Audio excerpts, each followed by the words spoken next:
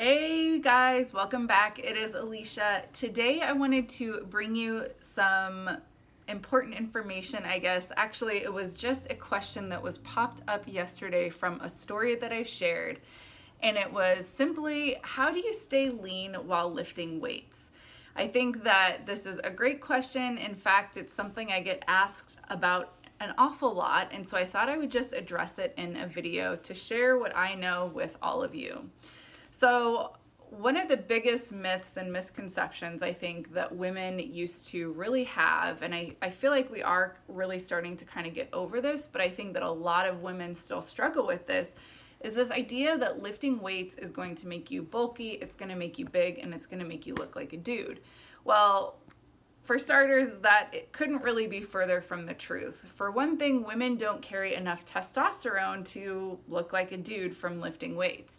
So you really don't have to worry about that being an issue. Things that you might have to worry about, which I wouldn't necessarily consider them things to worry about, are toned arms, defined legs, a tight and lifted booty, maybe even a six-pack if that's your genetic disposition. If that's one of your goals, that's great, go for it. The other thing that you can count on with lifting weights is increased metabolism. It helps with athleticism. It helps you kind of move around, play, have fun with your kids. I know that that is definitely one of the biggest driving factors for me with lifting weights and staying active. So back to that original question, how do you stay lean while you're lifting? To kind of backtrack and just give you a little bit of my history, I went through a season where I was incredibly into bodybuilding, and not bodybuilding like Arnold Schwarzenegger bodybuilding, but definitely more the female fitness competitions. So kind of like the bikini competitions or the figure competitions. And during that time period, I definitely had to kind of completely overhaul my fitness, my what I was doing prior to going into competing. I was into running, and I didn't really like how my body was looking with the running, so I thought that I would give weightlifting a try.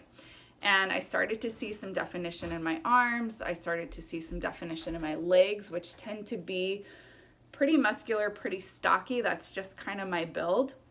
And I started to really like that look. So I went fully into the bodybuilding. I did a couple of shows, and I learned a lot about being able to lift heavy, put on some muscle mass, and stay lean at the same time. So let's kind of chat about what some of the basic nutrition guidelines were that I did.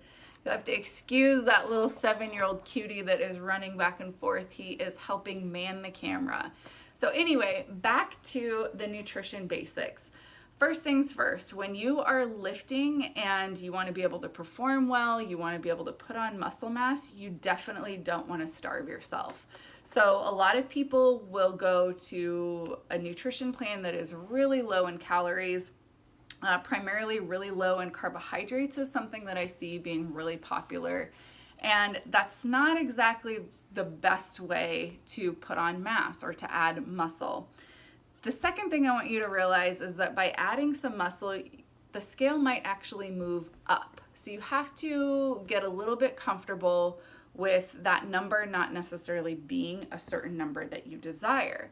It doesn't mean that you're getting bigger. It doesn't mean that you're going in the wrong direction. It just means that muscle weighs more than fat, and so you might see the scale budge a little bit in the opposite direction that you're used to trying to get it to move for. So with the nutrition, things to keep in mind, you definitely want to have a good blend of carbohydrates, healthy fats, and protein. And I always recommend that you go with more whole food sources rather than processed. So what does that mean? You could have potatoes in so many different forms, and in fact, potatoes and sweet potatoes are one thing I would definitely recommend that you include in your diet for anybody really.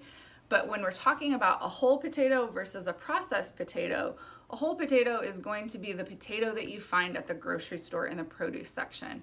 The most processed potato that you probably are going to find in the grocery store is boxed mashed potatoes.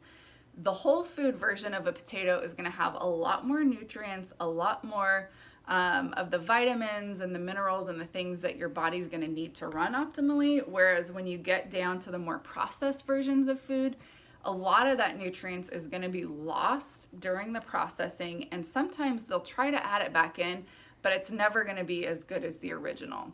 So definitely, like I said, a good blend of healthy fats, carbs, and proteins. Think whole foods versus processed foods. And think about really only eating to about 80% full. Now, if your goal was to add a ton of muscle mass, then you might actually consider eating until you really feel full. But otherwise, for the majority of us, we really don't want to get to that place where we're pulling ourselves away from the table or pushing ourselves back from the table with that feeling of fullness. Now, don't get too caught up on what exactly does 80% full feel like. How will I know if I've reached 80% full? Just aim to eat maybe a little bit less than you normally do. So to kind of wrap it up for you in a super simple fashion, if you are looking to stay lean while lifting, while kind of getting defined and creating some tone, muscle look in your body, the things that I would recommend doing, like I said, this is just to keep it super simple, is to focus on quality carbs, good lean proteins, healthy fats, only eating to about 80% full, so a little bit less than you're used to eating, and focusing mostly on whole foods. So the more you want to see, the more drastic you want to see your results, the more closely you're going to want to stick to these guidelines.